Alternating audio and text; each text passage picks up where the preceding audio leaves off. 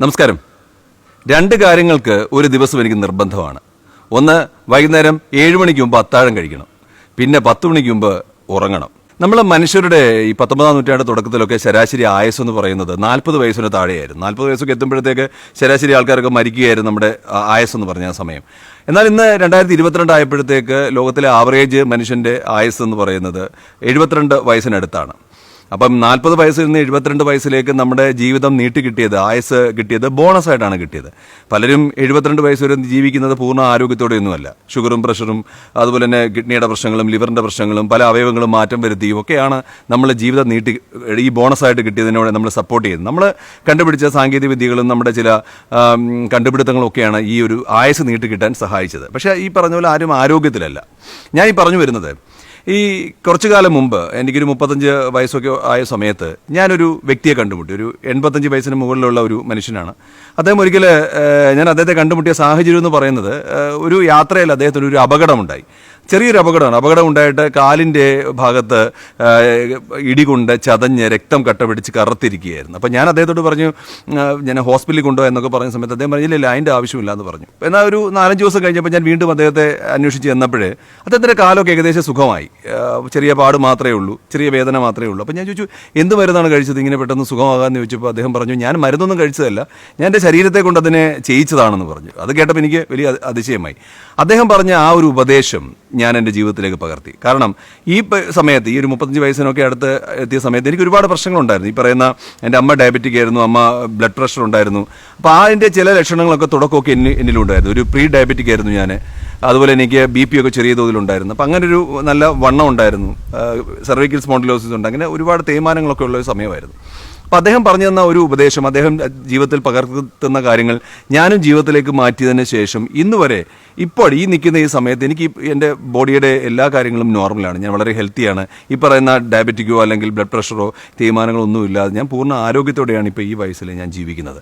അപ്പോൾ അദ്ദേഹം പറഞ്ഞു തന്നൊരു കാര്യം, മിക്ക അസുഖങ്ങളുടെയും കാരണം നമ്മൾ വൈകുന്നേരത്തെ അത്താഴ ശീലമാണ്. സാധാരണഗതിയിൽ നമ്മൾ ആദ്യം ചെയ്യുന്നത് എന്താണ്, ഒരു 10-11 മണിയാകുമ്പോഴത്തേക്ക് ആഹാരമൊക്കെ വലിച്ചു വാരി വയറ് നിറച്ച് കഴിച്ചിട്ട് നമ്മൾ കിടന്നുറങ്ങുകയാണ് ചെയ്യുന്നത്. അദ്ദേഹം എൻ്റെ ശാസ്ത്രീയ വശം എന്നോട് പറഞ്ഞപ്പോൾ ഞാനത് ശരിക്കും ഞെട്ടിപ്പോയി.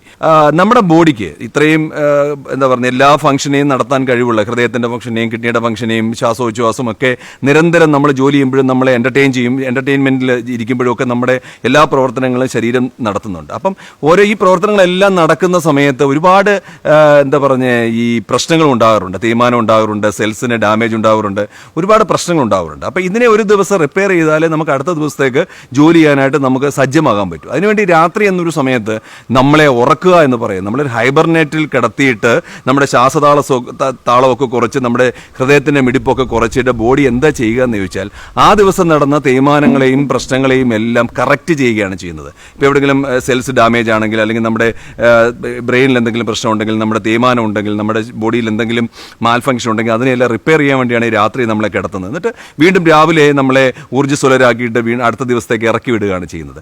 നമ്മുടെ ആഹാരശീലം, നമ്മുടെ ഈ ഒരു ശൈലിയിൽ പക്ഷേ ബോഡിക്ക് നമ്മളെ കറക്റ്റ് ചെയ്യാനുള്ള സമയം കിട്ടാറില്ല. നമ്മളെ 10 മണിയാകുമ്പോഴത്തേക്ക് വാരി വലിച്ച് എല്ലാം കഴിച്ച് കഴിയുമ്പോൾ വയറ് ഫുള്ളായി കഴിച്ച സമയത്ത് ബോഡിക്ക് അറിയാൻ പറ്റും നമ്മൾ കഴിച്ച ഈ ഒരു നോൺ വെജ് ആഹാരവും മറ്റ് ജങ്ക് ഫുഡ്സും എല്ലാം വയറ്റിൽ ചെന്ന് 3 മണിക്കൂറിനകം കൂടുതൽ അവിടെ കിടന്നാൽ ഇത് ടോക്സിൻസ് ആക്കിയിട്ട് ബോഡിയെ വല്ലാത്ത ഡാമേജ് വരുത്തുമെന്ന് ശരീരത്തിനറിയാം, ബ്രെയിനിനറിയാം. ബ്രെയിൻ എന്ത് ചെയ്യും, മറ്റ് കാര്യങ്ങൾക്ക് ശ്രദ്ധ കൊടുക്കാതെ നമ്മൾ കഴിച്ച ആഹാരത്തെ ദഹിപ്പിക്കാനായിട്ട് ശ്രമിക്കും. പെട്ടെന്ന് നല്ല സെക്രീഷൻസ് ഒക്കെ ഇട്ടിട്ട് ആസിഡൊക്കെ വെച്ച് ദഹിപ്പിച്ച് വൻകുടലിൽ ചെന്ന് അതിനെ ആഗിരണം ചെയ്ത് പെട്ടെന്ന് ഫാറ്റായിട്ട് കൺവേർട്ട് ചെയ്ത് ഷുഗറായിട്ട് കൺവേർട്ട് ചെയ്ത് അത് അതിൻ്റെ ജോലി ചെയ്യും. അതിനുവേണ്ടി ഒരു നേരം വെളുക്കുന്നതിന് വരെ ബോഡി അതിനുവേണ്ടി കഷ്ടപ്പെട്ടുകൊണ്ടിരിക്കുകയാണ്.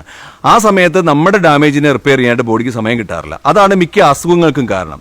അതുകൊണ്ട് അദ്ദേഹം പറഞ്ഞത്, നമ്മളൊരു 7 മണിക്ക് മുമ്പ് മിതമായ ചെറിയ ആഹാരം കഴിച്ചാൽ നമ്മൾ കിടക്കുന്നതിന് മുമ്പ് ഇതെല്ലാം ദഹിച്ച് ബോഡിക്ക് നമ്മളെ ബ്രെയിനിന് സമയം കൊടുക്കുകയാണ് നമ്മളെ റിപ്പയർ ചെയ്യാൻ. അത് പ്രധാനമായിട്ടും ജീവിതത്തിൽ ചെയ്യാമെങ്കിൽ ഒട്ടുമിക്ക രോഗങ്ങളും ശരീരം തന്നെ ക്യൂർ ചെയ്യുമെന്ന് പറഞ്ഞു. അത് അദ്ദേഹം പറഞ്ഞത് വളരെ ബുദ്ധിമുട്ടി ഞാൻ എൻ്റെ ജീവിതത്തിൽ പ്രാവർത്തികമാക്കിയതാണ്, എൻ്റെ ലൈഫിനെ ഒന്ന് നോർമലാക്കിയത്. രണ്ടാമത് അദ്ദേഹം പറഞ്ഞത്, നമ്മൾ ചവയ്ക്കുന്ന ഭക്ഷണത്തിൻ്റെ ഇതാണ്. അദ്ദേഹം പറഞ്ഞത്, നമ്മൾ ആഹാരം കുടിക്കുക, വെള്ളം ചവച്ച് കഴിക്കുക എന്ന് പറഞ്ഞത്. അതായത് വായിൽ ആഹാരം ഇട്ട് കുറഞ്ഞത് 30 തവണയെങ്കിലും നമ്മൾ ചവച്ച് അതിനെ വെള്ളമാക്കിയിട്ട് മാത്രമേ ഇറക്കാവൂ. അങ്ങനെ ചെയ്താലേ വായു വെച്ച് തന്നെ പകുതി ദഹനം കഴിയും. അപ്പം വായു നമ്മളൊരു ഒരു ഉരുള ചോറ് കഴിച്ച് കഴിയുമ്പം നമ്മൾ അതിനെ ചവച്ചരച്ച് കഴിയുമ്പം അതിന് ഇത്ര ഷുഗറുണ്ട്, ഇത്ര ഫാറ്റുണ്ട്, മറ്റ് കാർബോഹൈഡ്രേറ്റ്സ് ഇത്രയുണ്ടെന്ന് വായിൽ വെച്ച് തന്നെ ബ്രെയിൻ സെൻസ് ചെയ്യും. അതിനെ താഴേക്ക് ഇറക്കുമ്പോൾ ഇതിനെ പെട്ടെന്ന് ഷുഗറിനെ മറ്റ് കൺവേർട്ട് ചെയ്യാനുള്ള സംവിധാനങ്ങളെല്ലാം ബ്രെയിൻ നേരത്തെ ചെയ്തു വെക്കുന്നുണ്ട്. അത് വയറ്റിനകത്ത് കിടന്ന് കൂടുതൽ ജോലി ചെയ്യേണ്ടി വരില്ല. അപ്പോൾ ഈ രണ്ട് ശീലങ്ങളും മാറ്റാമെങ്കിൽ ഒരുമാതിരി ആരോഗ്യത്തോടെ ഇരിക്കാമെന്നാണ് അദ്ദേഹം പറഞ്ഞത്. ഇത് ജീവിതത്തിൽ നിങ്ങളെല്ലാം പ്രാവർത്തികമാക്കാമെങ്കിൽ ഒരുപക്ഷേ നമ്മുടെ ഇടയിൽ ഈ ഒരു കിട്ടുന്ന ഈ ബോണസ് സമയം, ആയുസ് ബോണസായി കിട്ടിയത് നമുക്ക് ആരോഗ്യത്തോടുകൂടി കൂടി നമ്മുടെ ആയുസ് തീരുന്നിടം വരെ ജീവിച്ച് തീരാൻ പറ്റും. എല്ലാവർക്കും നല്ലത് വരട്ടെ.